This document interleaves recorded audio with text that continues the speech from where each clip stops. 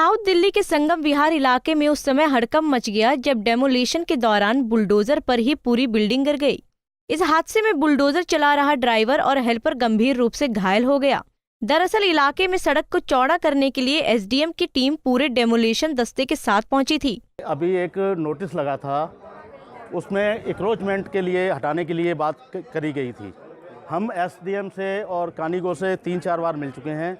हमारा उनसे निवेदन ये था जी कि जहाँ पे डेमोलेशन हो रही है वो मलकियत जगह है और 3 गट्टे का रोड है और इन्होंने पूरी की पूरी बिल्डिंग को धराशायी कर दिया है। हमने बार बार इनसे रिक्वेस्ट की कि हम भाई ये कम से कम हमें ये बता दिया जाए। जब हम ये वहाँ पे गए तो ये कहने लगे जी कहीं पे 3 गट्टे का है, कहीं 5 गट्टे का है। हमने इनसे 4 बार निवेदन किया कि कहाँ पे 3 गट्टे का है और कहाँ 5 गट्टे का है, हमें ये बताया जाए। हम अपने आप तोड़ने के लिए तैयार थे, लेकिन इन्होंने जरा से उसमें पूरी की पूरी बिल्डिंग को धराशायी कर दिया है और हम इसके खिलाफ FIR दर्ज कराएंगे जी। दुकान पे जी एक्सपेरिमेंट का नोटिस भी मुझे नहीं दिया गया और केवल जीना हटाने की बात हुई थी कि जीना और छज्जे हटाएंगे, हम छज्जे झाड़ेंगे। और अभी जो हुआ है जीसीबी हमारी पूरी बिल्डिंग झाड़ दी। जो छोटी सी एक बिल्डिंग है 18 गज का, हाँ जी 9 बाई 18 की बिल्डिंग है, पूरे बिल्डिंग ही 4 मंजिल की झाड़ दी। ना मुझे कोई नोटिस दिया गया, ना कोई कंप्लेंट किया गया।